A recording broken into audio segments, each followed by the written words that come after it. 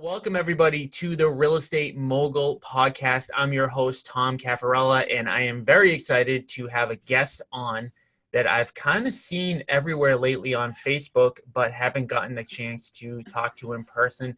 Whitney Nicely. Thank you for coming on. Hey, thanks for having me. So what's going on with you? I see you everywhere.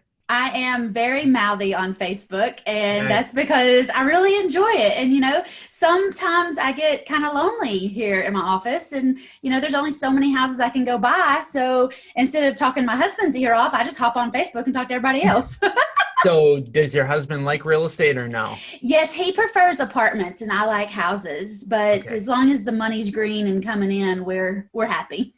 Nice. Is he in the business or does he do He something else is. full time? No, he's in the business. We have 19 apartment units, and he pretty much takes care of those. Yeah. I do a little bit, but I have 19 houses, and I take care of those.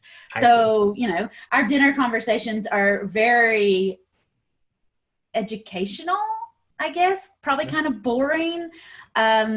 We talk about, marketing and just different things over dinner. I don't know what regular people talk about anymore. It's, I tried to. Well, I'm married and my wife doesn't want to know anything about my business. I mean, nothing at all. So it's pretty rare. I mean, basically once I start to talk about real estate, she starts to kind of tune me out.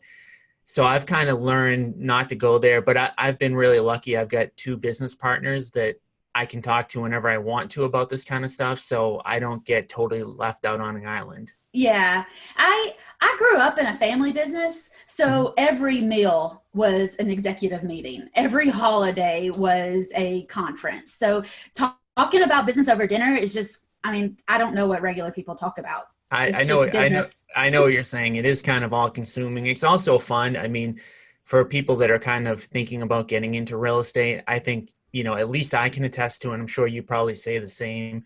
It's also a hobby in addition to being a business, right? It's because you're passionate about it and you love it. And it wasn't always that way. We've been dating for about a year before I was like, you know what? I'm going to go be a real estate investor. And he was like, sit down. No. And we actually broke up over it a little bit because I wanted to get more into real estate. And he was like, I don't want to talk about this. And I was like, oh, we're going to talk about it. So at that point, did you have a career already? Where were you at? Yeah. So my family's had a dump truck company since 1939. And I started trucking as soon as I graduated college. And so I was in the family's business and helping them truck, and I was selling dump trucks, and I started to get more interested in real estate, and the family had a little bit of a real estate holding company. So I started working with that more than trucks. And then I was like, you know what? I don't want to wait until I'm 60. I want to go ahead and start buying houses and start getting my own mailbox money coming in. I don't want to have to wait until somebody dies to start getting some money. So who put that idea into your head? Well, my mom has always been a real estate investor. I grew up knowing that we had money coming in the mailbox every month. Like, I didn't realize bills came in the mailbox until I was, in my 20s. I thought everybody just had money in the mailbox every month.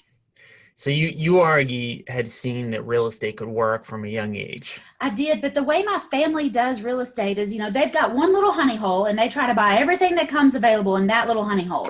They don't have any strategies. They don't have any formulas. They don't do any marketing. It's all word of mouth stuff. And I wanted to do it, faster and stronger and better. And so I bought two houses with my money, with my life savings, bought two houses, just kind of throwing spaghetti on the wall because that's what my family taught me to do.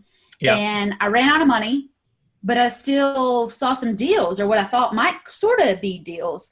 So I started getting a little bit further away from what my family was doing and into, rent to own houses and doing things my own way. Whereas now they know I have a bunch of houses, but they're still not sure how I do it. Yeah. So that's actually one of the reasons I wanted to talk to you specifically, because you had posted something on Facebook about a month ago talking about rent to own. And when I had said, I responded to you that I don't see it being done. Like, to me, it seems like something that you read about in a book, but that doesn't happen in real life. And I've talked to different people. I'm serious, and I'm very open-minded.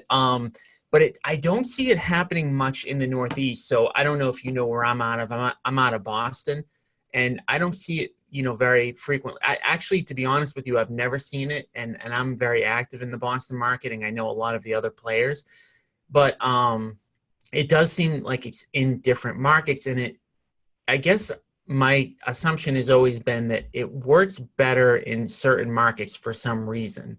Tell me a little bit about what you've done and kind of the basics of how you've gotten it to work, and maybe open my mind to how it might work in Boston. So I've done 54 deals in the last 3 years, and I did most of those in the first 2 years. I've been living on cash flow for the last year, pretty much. And so I did a whole lot really fast. And I think that's been part of what made me successful, is that I got out there and I just created this hurricane, this disaster of stuff going on. And I was making offers, and I was talking to sellers, and I was getting leads, and I was following up, and, all those things that they teach us how to do. I was just doing it like 10x, like crazy, fanatical about it. Yep. But I really found that there was two kinds of people that were going to be ready and willing to do a rent to own with me. And that was going to be people who had inherited a property and they moved to Boston or California, and they didn't want this little dinky house back in Tennessee. Mm-hmm. Or people that were struggling. Maybe they were accidental landlords. Like they tried to sell a house, they moved on, and the house didn't sell. So they just had people renting it. They didn't want to be landlords. They just need somebody else to cover the mortgage for them. Mm-hmm. So I found them and said, you know what? I'm like a glorified tenant. I'm going to be buying it and paying your mortgage for you every month for the next 5 or 10 years. And they were like, awesome. So we don't have to take care of the toilets or worry about if they pay on time or anything. I was like, nope, I'll take care of all of that. So the question I've always had with that is, why would they not just sell? There must be some reason why they can't sell, right? Sometimes they owe, what it's worth, and there's not a lot of equity in it. I see. Sometimes the kitchen is kind of, sort of out of date. I mean, not like disgusting or anything like that. It just needs, new counters. It needs new hardware. It needs whatever. And the thing is, the people I talk to have life going on. Now, you and I are real estate people, so we could take a weekend or a day and have a crew come in and change everything up real fast and be done with it. But a lot of people are so busy doing life, running the kids to the sports, going to school themselves, trying to climb the corporate ladder, trying to take care of mom and dad, that they just cannot in their mind carve out a day or a weekend to take care of this house. And in your market, would these properties not sell as is? Yeah, maybe they tried, or maybe they just didn't. Maybe they just want a really quick solution. Yeah. There's also people like I'm a broker for my own firm, but some people don't like real estate agents, and they don't want to pay somebody for stuff that they feel like they could do themselves. They could put it on Zillow, they could put it on Craigslist, but they try that, and that's a lot of times how I find them. They try that, and then they realize they don't want to answer the phone, and they don't want to listen to all these excuses, and they don't want to go show up and then have somebody not show up when they were supposed to. And like, they just get frustrated. And so they're like, somebody just take this away from me. Hi. Yeah. See, I think that's the difference between my market and yours, is that in Boston, as of today, again, with the prices and stuff like that, if you bought a property, 2 years ago and you get into that position, you would just sell it and you'd make $100,000. And so the other thing that I think is a little bit different is that on a single family, our mortgage payments might be $3,000, but the rents that might come in on a single family might be $1,800. Yeah. So I think that's the other variable there. What type of price point are you typically doing these deals in? And then what is the mortgage that you're covering? And then what are the rents that are coming in? The Knoxville market as a whole, like the metro Knoxville market, including like 8 or 9 counties, it drops off like a cliff at 160. Meaning that above 160 things don't sell? There's just nothing really out there. There's nobody buying it. There's nobody building it. There's nobody around for it. Everything goes up to 150. So if you have $200,000 pre-approval, what type of house are you able to get? I don't know. You mean they just don't exist? I guess they do somewhere. Yeah. Another thing is I have a honey hole. I have like a little area where I'm a big fish in a small pond, and it is not in, like you keep talking about Boston. That's Boston proper. I'm not in Knoxville proper. I'm actually like a county away. I went straight out into not even the suburbs, but like rural, regular East Tennessee. where there's good working people. And a lot of them commute into Knoxville for the good high paying jobs, but they want to live outside. And when I was getting started, I was like, okay, everybody's going to Fountain City. Everybody's going to Farragut. Everybody's going there. And I was like, well, I'm going to go the other place. I'm going to go like directly opposite of where everybody else is. And I think that's the reason I had success too, is there wasn't any competition. I was the only one there making offers. So how far are we talking from Knoxville Metro? 30 minutes. Oh, okay. So not even that far, because outside of Boston proper, a half an hour is still Boston. I mean, I know. You can basically go about an hour and you're practically still Boston. Basically, I mean, a lot of people are looking for a 1 hour commute, and oftentimes people will be forced to have more than an hour commute. So if I was up there, I would go out there. Yeah. And I would find 2 or 3 little suburbs and I would just dominate. Yeah, so once you get outside of that 1 hour, the market completely changes here, because that's when it starts to get too far from the major city.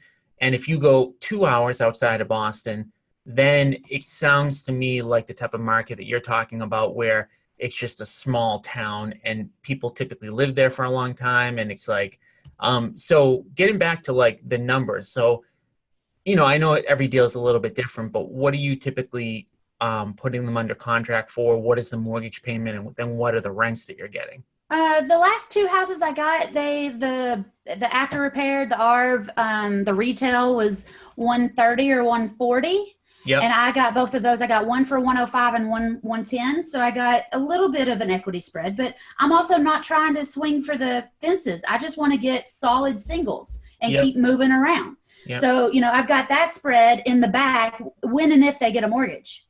But I don't give these people any money down. I take over their payments in 3 months. That way, if somebody comes to me and they say, okay, we're going to get this $150,000 house, we've got $15,000 to move in, I just made $15,000.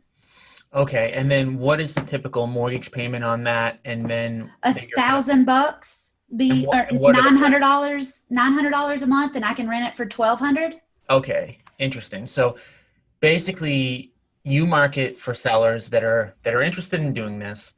You make them an offer. You get a little equity position on day one. The person, the rent-to-own person that's coming in there, then has a strike price that's above the ARV, right? Yeah, but not much. I mean, I don't charge them $200 for a $150,000 house. I'll charge them maybe $160 for a $150,000 house, or depending if they need 1 year, maybe I'll let them have it for $154. If they need 2 years, I'm going to go 160.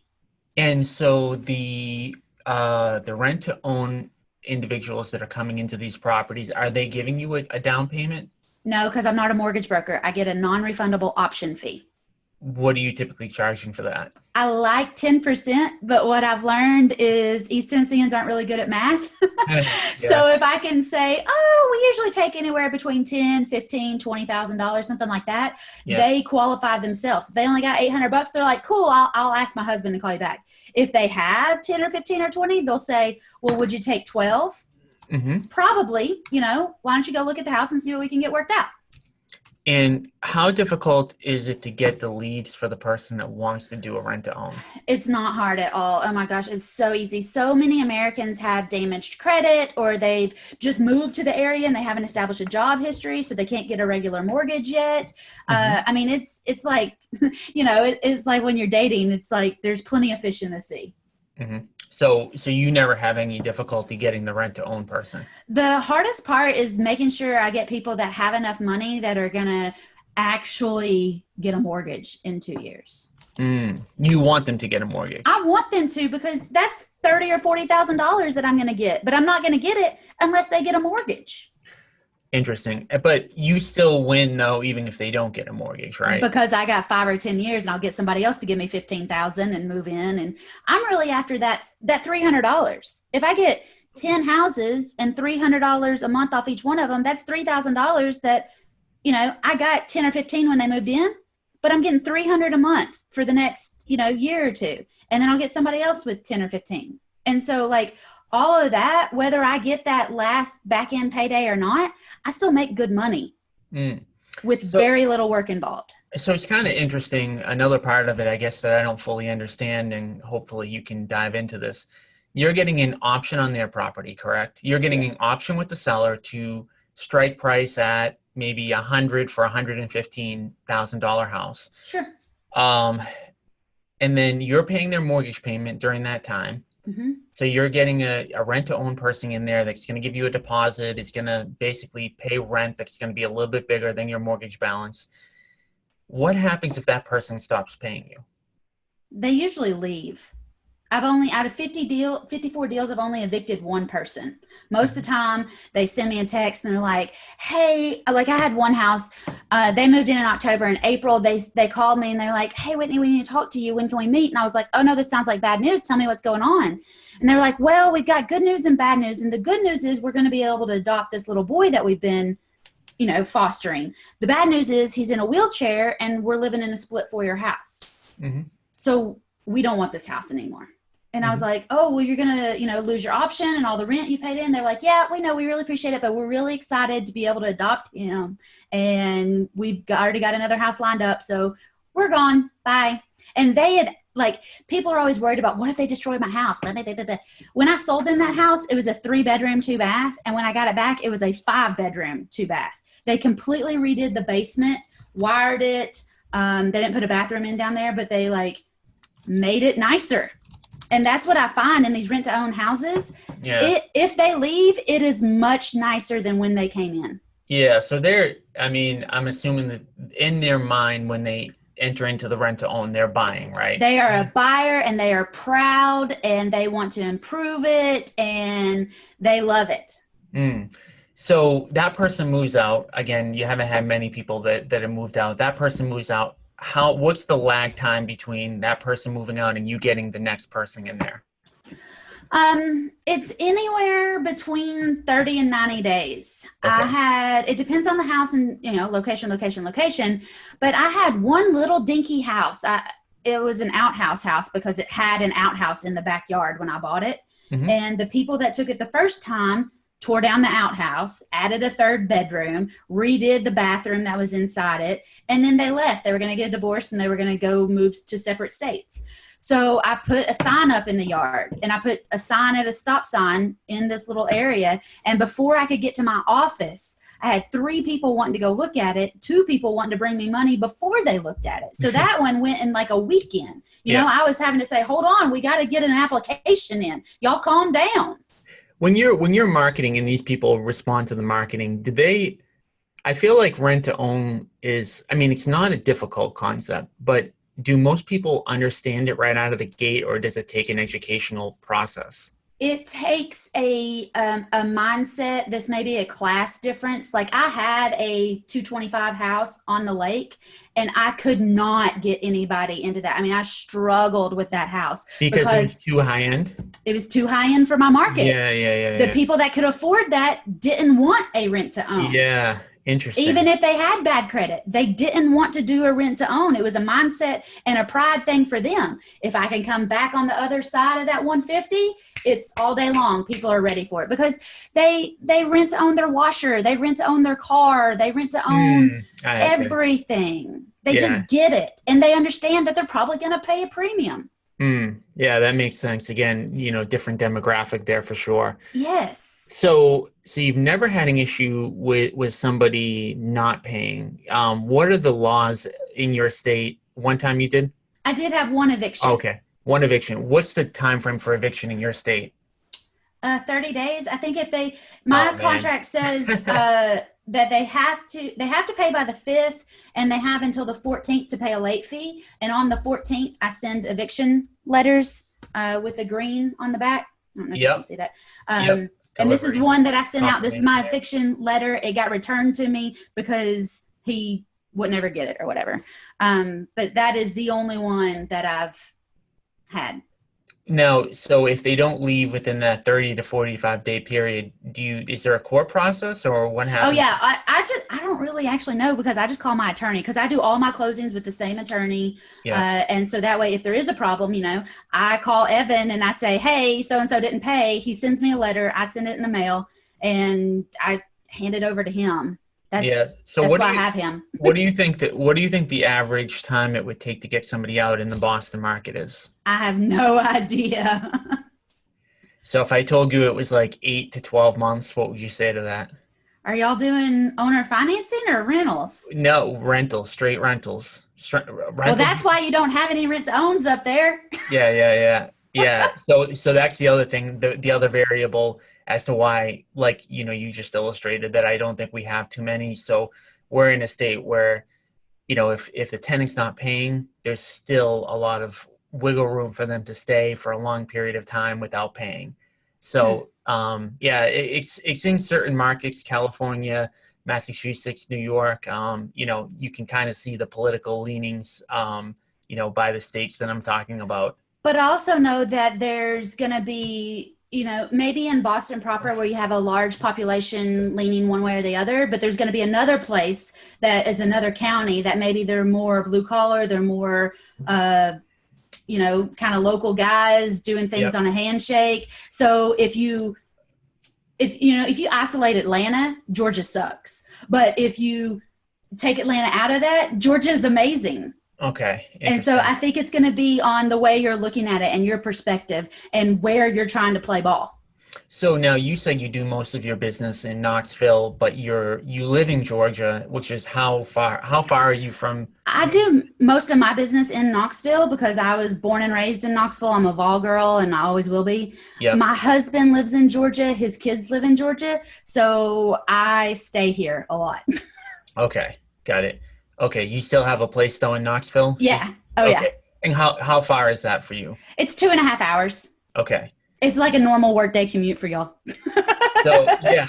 Oh man, crazy here. I mean, I'm really lucky. I own my own business and I live 10 minutes from the office. But yeah, I mean, most of my friends are looking at an hour, and it's typically not a drive either because parking in Boston is tough. So you're typically taking a train or a commuter rail or a bus or something. Um, so one of the most important things, obviously, when it comes to getting deals is marketing to sellers directly. So what do you do to get these deals in the first place? I really believe in word of mouth Yep. because it's been around longer than anything else in the world. You can do yellow letters. You can do, I do Facebook posts like from my personal feed, and I really believe in the power of relationships. So if you're already friends with somebody on Facebook and you let them know what you're looking for, if they're at their office and somebody has a house that you should get in contact with, it's a lot easier for them to say, hey, talk to my friend Tom, than for you to just pull a list and hope and pray that person's on it. Mm-hmm. I really believe in the power of relationships and educating your friends and family as to what you want and how you want it so that you can get further down the lead. Like I talk to people and they talk to 300 or 400 different people like a week. I only need to talk to maybe 10 people because I'm so narrowed down in my focus of who I'm wanting to talk to. And then I can spend more time with them and really help them come up with a good solution. So I saw on Facebook that you were doing some door knocking. Do you do that frequently I or? did that once. Okay. And what happened was I had an empty house in my neighborhood and I tried and tried and tried. I mailed letters and then I'd get distracted and then I'd forget to follow up and, whatever. I wasn't like super excited to go hunt these people down. But one day I was on my way home for lunch and there was some guys out mowing the yard. And so I pulled in the driveway and I was like, hey, who pays you? And they were like, that guy. And they pointed like 3 houses down. So the person that owns this house is like 8 houses away from me and I was not finding them. So I went and knocked on their door and I was like, hey, do you want to sell that stone house? And they were like, yeah. And I was like, no, I have a contract. Like, let's talk about it. And walked in, sat down at the kitchen table, made them an offer. They signed right then. It was like a 30-minute in and out and done. That is the only time I've been door knocking. And that was a rent to own? It was a rent to own. I took it over for their mortgage. They were an elderly couple and they'd lived in this stone house for a long time. They tried to sell it. They couldn't. They qualified that they could buy this new nice house with no stairs. So they wanted to move to the new, flat rancher house. But they weren't cut out to be landlords. They just ended up making payments on an empty house. And there's tons of people who make payments on an empty house because they just don't want to be a landlord. So Mm. instead of cashing them out because I didn't have that money, but I could take over that payment and put a renter in there and solve their problem, which was this money going out every month, and solve my problem that I didn't have to bring any money to closing, and I just started making money from go. So when you initially go on that seller appointment, did they typically believe you're coming there to make a cash offer to do a rent to own, or that you're just coming to make them an offer, period? I make 3 offers every time I go talk to sellers. I'll make them a cash offer, but it's usually just enough to like get their head in the game. And then I'll make them 2 lease option offers. I'll make them one for 5 years and one for 10 years. And what's the difference between the 5 and 10? Usually, I mean, these people owed 60,000 and I got it for 5 years at what they owed and their monthly payment. If they would give me 10 years, maybe I'd give them 75,000. And 75,000 comes at the Closing. 75,000 comes in 10 years. Yeah. Is that correct? Yep. Okay. So I would, over 10 years, I'll definitely pay that house off. And then they'll get so if that's how, if they're hard up and they definitely need to make something off this house, well, you can. It's just going to take me a longer time to give it to you. Have you ever had a seller that entered into one of these contracts with you and then, a year later they said, I just can't, deal with having this over, even though you're taking care of everything, they want to back out for some reason? Well, I cloud the title. Yep. So even if they did, nobody has called and told me that. But I've already got their title screwed up at that point. So they couldn't without paying me off. But I've got and that's part of building the relationship. They know I've got somebody else in that house. They know I've got somebody that's planning on cashing us out. And really, by the time you make somebody's mortgage payment for them for a year or two, they kiss your toes. I mean, who offers to take over your mortgage payment for you? So what do you mean that the old seller could cash you out? You said that a seller could cash you out, or are you talking about the buyer on the rent to own? The buyer would be cashing us out. I must have spoke wrong. No, that's okay. So, but you've never had any instance where a seller said to you, I kind of want a different arrangement or something like that? No, because we get that up front, and I really dig into their pain. And, one thing that is difficult is if you have somebody and they're in pain now and you solve that for a year, they're not in pain anymore. That's kind of what I was thinking, is that I'm wondering, once they get out of the pain, if they're like, man, I want the house back for whatever reason. But why would they? They have such bad memories of. Well, maybe because the property went up in value. Maybe, I don't know. I'm just kind of thinking out loud. I have no experience in this. I'm kind of just thinking about this from all different kinds of angles. I haven't had anybody do that. But I've only had one come up. I had 2 years on it, and we extended for another 6 months because my people needed a little bit more time. But, I gave him another $1,000 to extend for 6 months. So you're making them the 3 offers. You're making them a 5-year lease option, a 10-year lease option, and then a cash offer. Now, if they take the cash offer, what are you doing with that property typically? Wholesaling, fixing and flipping, renting? What do you typically do? I'm not a wholesaler. I don't like it. I've only had, I guess, one person take my cash offer, and it was on that outhouse house, and he wanted $17,000 so he could buy a new truck for his business. And I'd been doing so many deals that I just had $17,000 in option fees because they're non-refundable. It's my money, and so I just bought it. Yeah, and so when you're making when you're giving those 3 options and you're making a cash offer, is your cash offer lower than what a typical cash offer would be because you don't really want those, or are they just standard, like 70% of ARV minus repairs? That's exactly what I give. Yep. But on the flip side, when I give those other 2, people, they want cash. Yep. But I can give them cash every month and give them more money at the end. And it must be in my script or my strategy that I convince them to get more money by letting me make their payments. Yeah, I mean, it's interesting again because I've never pitched it. Just I'd be curious, what the way that, because most sellers, I mean, all of our offers we give them 2 options as well, but then it's not a rent to own. We're either listing it because I'm a broker and I have a brokerage, or we're buying it cash. So we're typically comparing and contrasting the 2 pluses and minuses of those. I just thought of another situation. I had three sisters that had inherited mama's house.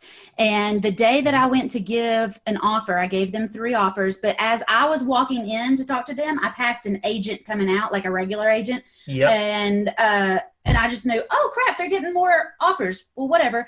I went in, I gave him my three offers, and he was going to, get them 120, but they were going to have to spend 30 or 40 flipping the kitchen and fixing the bathrooms. I was going to give them 60. But I was going to do the kitchen and the bathrooms. And ultimately, they decided that they would rather just have 60 and not have to go through this process. Yeah. Yeah, that would make sense. And I had the relationship built up. These were people that were, friends of my mom. And when I went, we, chatted about the old days and talked about their mom that had passed. And I had all of that on my side. And maybe he'd gone to church with them. I don't know. But I know that my relationship got me further into that deal because I made a low offer and they took it. And on that, I had private money. I had people that wanted to buy in that neighborhood, and it was a 130 house. So they bought it and flipped it and rented it. So as of today, how many of these are kind of like rotating through your books? Like how many of these rent-to-owns do you have going right now? I have 19 houses right now. Cool. I take that back. I have 2 that are in a regular rental program because I'm wanting to do a 1031 exchange, and you can't do this on a 1031, according to my accountant. If somebody knows different, please tell me. Yeah. So you've got 19 rotating through. So that provides you enough cash flow probably to live on, right? Yeah. But because I'm, kind of spunky and I get bored, so I'm coaching. Oh, yeah. No, I know you're doing a lot of, let's talk a little bit about that too. So when you're coaching people, are you typically coaching them on the rent to own model or just real estate investing in general? Really real estate investing, but I always tell them that if you want to go to the bank and get financing, they're going to start to cap you off. Like they're not going to let you do 19 deals in 3 years using all bank financing. Like they're just not going to do that. So that's when you do have to get creative. But now if I'm talking to people and they got a pocket full of money, I'm not going to tell them that they're stupid if they want to use cash to buy houses. Like people do that. It's fine. I've got some formulas and strategies to help you make sure that you're getting a really good deal. And I want you to at least try to get it without using any money. But if you have to use your money, then that's fine. Yeah. So are most of the people that you're working with working on the rent to own model or different avenues? Most of them are trying it. They're mostly closing deals with private money or with, self-funding. I do have a couple that are doing amazing getting these lease options, or they're doing a combination. Like I had a gentleman, he's an accountant. I have a lot of people that have 9-to-5s that they love. They just want to do real estate on the side. Yep. Or agents that want to have, that steady on the side so that if they close and get it clear to close, then it's a bonus. So I work with a lot of people like that. Most of my people don't want to be full-time investors. Interesting. So they just want to have that side pot. They want to have that longevity. They want to know that they're doubling on their retirement fund. They want to do one deal every couple of months instead of one a week. Typically speaking, are the people that you're working with fairly close to you, or is it all over the country? I have a lot of people in California.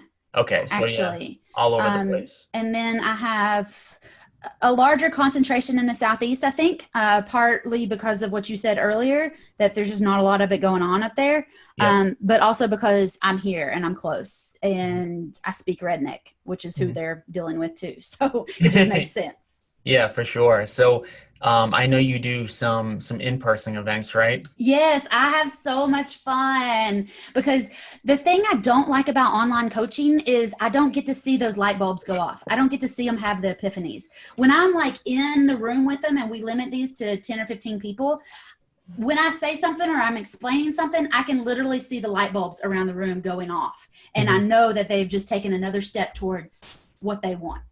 So how often do you do the in-person events? I have done 3 so far this year. I've got 2 more planned, one in California for my California people and one in Knoxville because people want to come see me in my area. So we're going to do one in Knoxville. So next year I'm planning on 6, 4 traveling, 1 here in Rome where I live with my husband and 1 in Knoxville. Nice. So the ones in California is so big. So are you going to an area where a lot of different people can get to, or what? We're going to Pasadena. I have a Pasadena. lady that Yeah. had some really awesome connections in Pasadena, and Yeah. I had two people, one in San Francisco, one in Sacramento, and so most of the concentration of people I have are in LA or San Diego anyway. So it was going Yeah. to be Southern California. Yeah, for sure. That makes sense.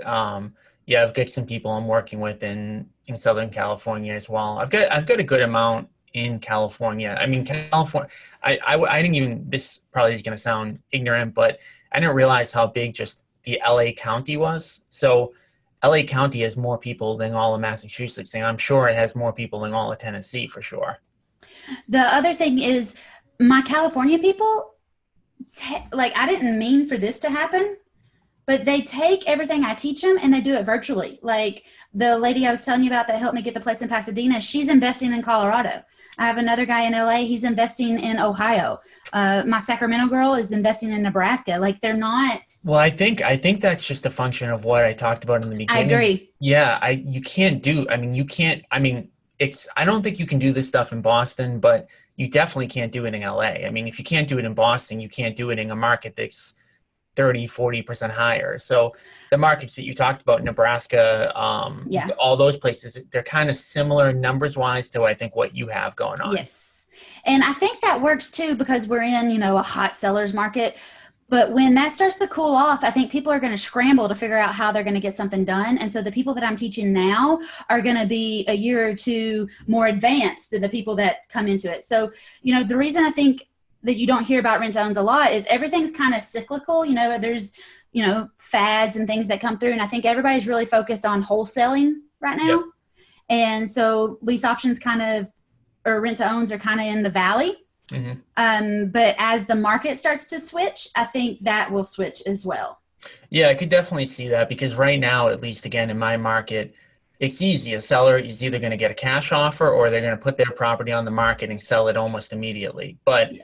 when they start to lose equity, and the market's going down and there's more sellers than buyers, at that point, they're going to either have to sell at a bigger discount or in a lot of cases, they may need to short sale. And to me, this sounds like something that would be an alternative to a short Oh, sale. for sure. Because during a short sale, that's such a long process, and you have to, forfeit your credit, and you have to forfeit your buying abilities for the next little bit. Whereas I don't want to say I'm going to save that, but you don't have to go through that either.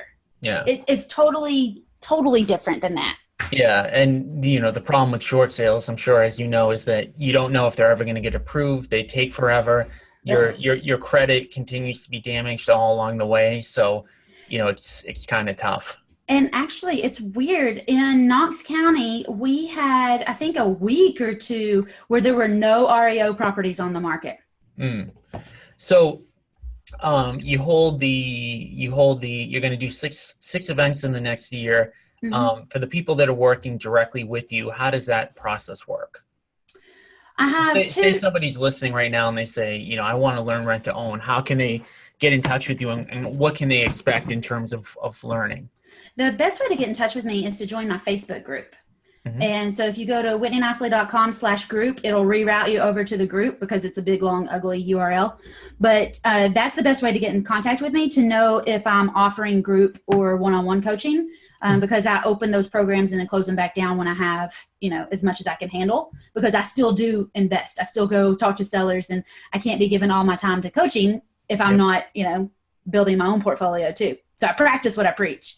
But I have a group program that's actually opening in the next week or two. And then I have a one-on-one program. So there's two different options to work with me. And naturally with the group, you're in a group atmosphere, but with the one-on-one, you get the group and you get me dedicated to you an hour every week for 12 weeks. Nice. And what do people usually do after the 12 weeks? Is there a continuation program that you offer or no? There is, but my goal is to get you to do one deal and to see how all the moving parts work so that you can repeat it. Now, if you want me to work with you and keep repeating, onto your 5th, 10th, 18th deal, I will. Yep. But my goal is to start with newbie real estate investors and get them through their first deal in 12 weeks so that if they want me, fine. If they don't, they can do it on their own.